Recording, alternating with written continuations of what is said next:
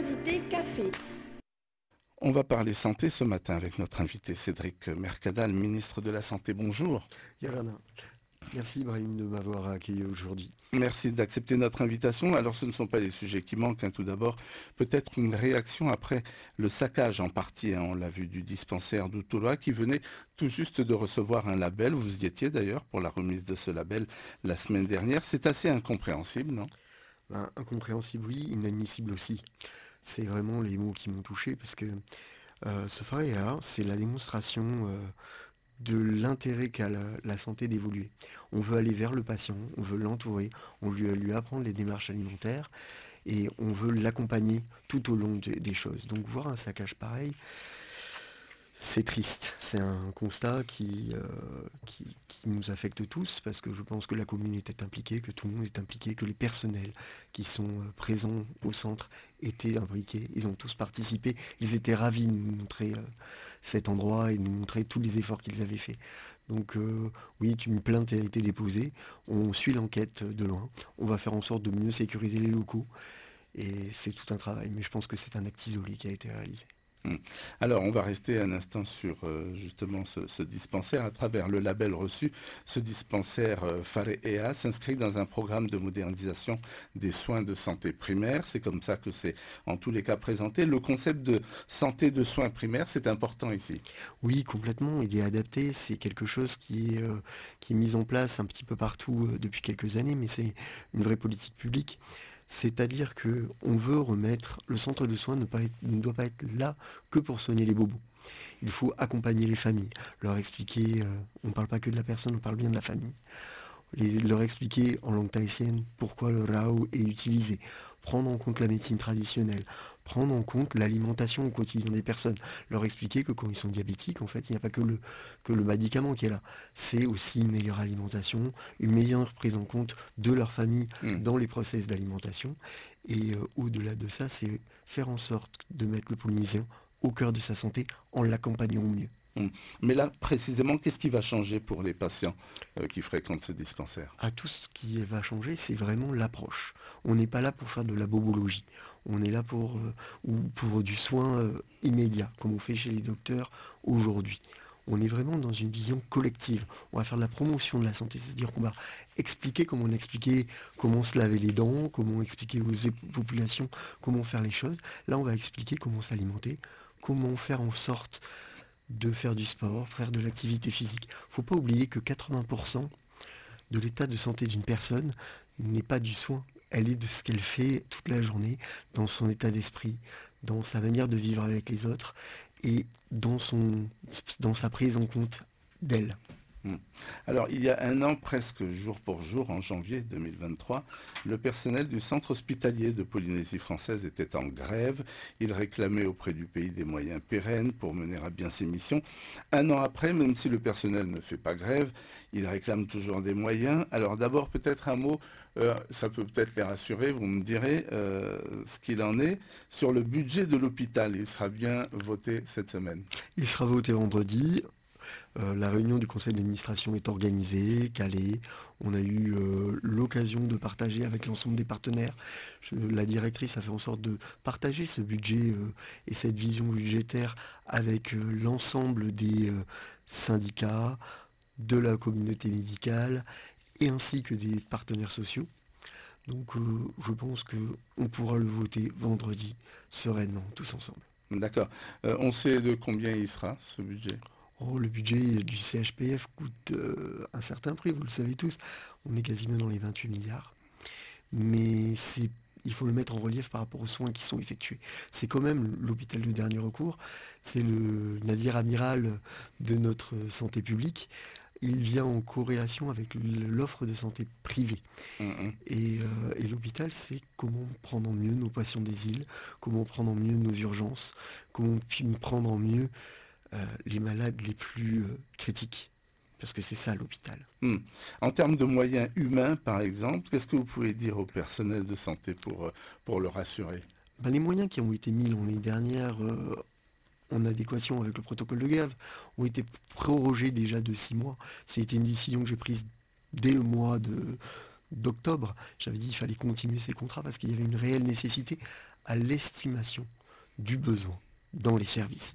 Donc on fera le bilan ensemble et le but c'est d'en pérenniser une partie. Où en est-on en ce qui concerne à présent la prise en charge des malades du cancer au Taonais? Alors le service de radiothérapie fonctionne au ralenti, on peut le dire comme ça? Le service de radiothérapie, alors quand on parle de médecine nucléaire, on parle de radiothérapie, c'est vrai. On a une décision qui a été prise il y a quelques années au regard de la vétusté de nos appareils qui tombaient de plus en plus en panne, de changer les deux machines de radiothérapie.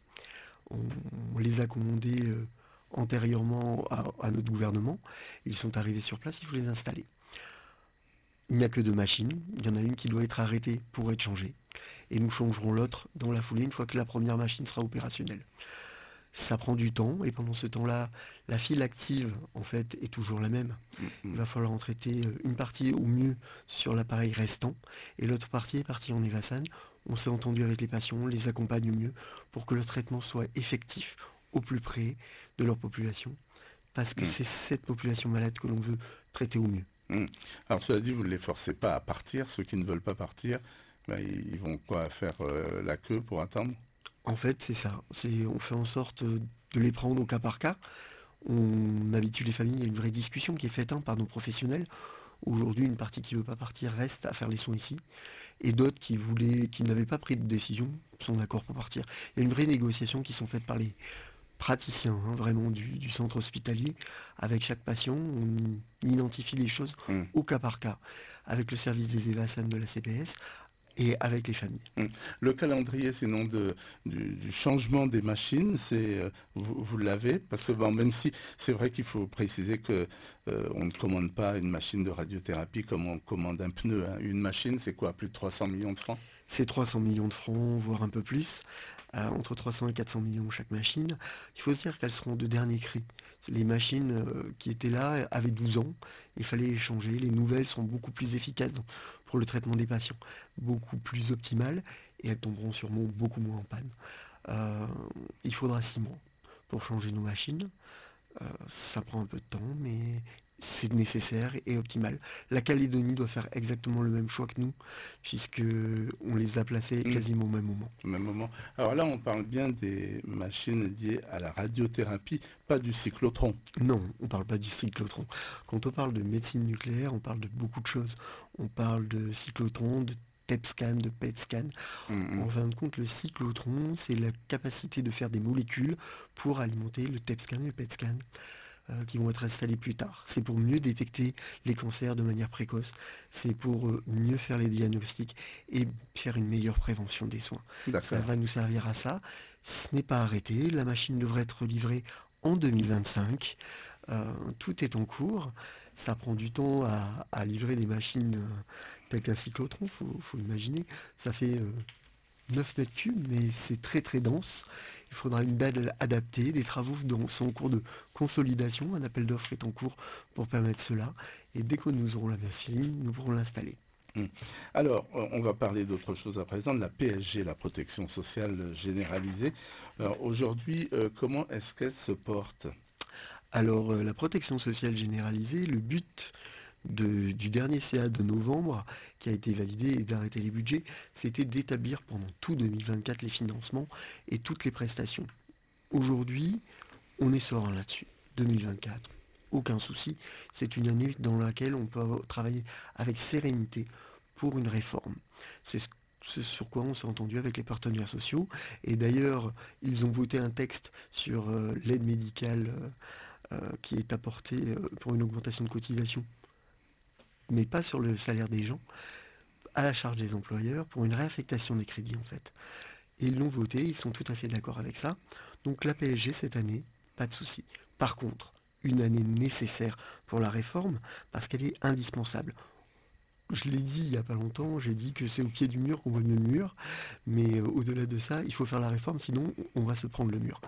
Donc on a décidé de faire une politique de petits pas, une vraie méthode pour que cette réforme de la protection sociale de généraliser, qui est le quotidien de tous les Polynésiens, on parle de prestations familiales, Mm. on parle d'aide sociale, Les on parle de allocations. maladie, Mm. on parle d'accidents du travail.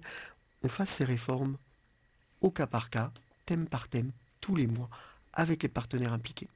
C'est ça la méthodologie. Un texte proposé, des propositions qui sont faites sur la thématique, et on avance. Parce que sur 95% du problème, tout le monde est d'accord, et tout le monde attend des mesures, donc on va les prendre ensemble. Hmm. Alors pour qu'il y ait plus d'adhérents, vous êtes d'accord, il faut qu'il y ait plus de travailleurs, plus de gens donc qui ont un travail. La natalité, alors c'est pas vraiment ça en ce moment, c'est plutôt au ralenti. Par contre, est-ce qu'on embauche? Il y a des signes encourageants par rapport aux chiffres, donc parce que tout est lié finalement par rapport aux allocations. Alors, tout est lié parce que plus il y a de travailleurs, plus il y a de cotisants. Plus il y Hmm. a de cotisants, moins il y a de déficit. Cette année, entre 2023 et décembre 2023 et aujourd'hui, en fait, on s'est rendu compte qu'on a fait créer quasiment 3000 emplois. Donc, c'est bien, le train est bien, ce qui a permis d'absorber le déficit. On finissait à l'équilibre en fin d'année, en 2023. Donc ça avance plutôt bien. On n'a pas de mauvaise surprise. Mais il faut continuer l'effort. Il faut que l'effort gouvernemental que nous portons, c'est la création de nouveaux emplois cette année. Il y a un vrai partenariat qui est fait avec le ministère des Finances et la ministre du Travail pour demain faire une vraie politique de l'emploi pour créer des emplois en Polynésie. Ça va avec Google, ça va avec plein d'autres choses, mais il y a une vraie volonté gouvernementale sur la création d'emplois. Et qu'il y ait donc comme ça plus d'adhérents. Complètement. L'offre des soins, alors dans les îles, on n'en a pas parlé. Une des solutions, même à long terme, c'est peut-être, plutôt que d'attendre donc du personnel d'ailleurs, former sur place. C'est pour ça qu'on attend avec impatience l'école des infirmiers. Ah oui, complètement. Ibrahim, je te rejoins là-dessus. Il faut former localement. Parce que les gens qui veulent rester sont surtout des Polynésiens. Donc on va faire en sorte de reformer et de réouvrir cette école dès septembre. L'appel d'offres a été lancé en fin d'année pour permettre la réouverture de cette école. Les travaux sont en cours sur l'Institut Mathilde Frébault d'époque de désamiantage qui prennent du temps, mais quoi qu'il arrive, l'école Hmm. réouvrira en Ouvert septembre en septembre. et il y aura une promotion de 15 infirmières et une promotion de 15 aides-soignantes. Mais au-delà de ça, on compte faire de cette école de formation quelque chose de plus grand qui sera adapté à nos besoins, c'est-à-dire qu'on veut demain pouvoir faire des infirmiers de bloc opératoire, des infirmiers anesthésistes, des infirmiers urgentistes et les former localement parce que c'est 2 ans de formation et elle pourra être faite avec nos personnels sur le territoire. D'accord.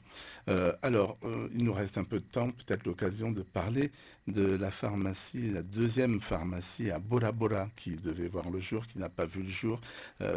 On pensait que c'était fait pourtant, et puis patatras, non. Donc la décision de justice est tombée. Vous en pensez quoi? C'est compliqué parce que la volonté gouvernementale aujourd'hui est de faire revenir tous les Polynésiens qui ont fait des études de médecine pour l'attractivité. C'est ce qu'on disait juste avant. Que les gens veulent revenir. Nous avions eu un avis favorable avec la race sur une analyse du terrain, sur les besoins sanitaires qu'il y avait sur Bora Bora. Et nous étions tous d'accord et pensions qu'ils pouvaient s'installer sans aucune difficulté. Il y a eu un avis favorable de la commission de régulation. La directrice de la race est allée expliquer au juge pourquoi la décision avait été prise et le juge a tranché autrement sur une appréciation qui est la sienne. Je peux comprendre. Nous allons faire appel de la décision parce que nous ne sommes pas d'accord avec celle-ci. Pour autant, s'il faut faire évoluer notre réglementation pour que ce cas de figure ne se repose pas, nous allons le faire. Et nous allons le faire pour le cas en présence, mais aussi pour tous nos Polynésiens qui voudront revenir. Merci beaucoup Cédric Mercadal d'être venu donc Je te répondre remercie, à nos Maroujoa. questions. On aura donc noté que vendredi, le budget de l'hôpital sera bien voté. C'est plus de 23 milliards, c'est ça? Ah, c'est ça. C'est des sommes importantes, mais c'est le bien de notre population. C'est Merci surtout encore. ça. Merci. L'invité café.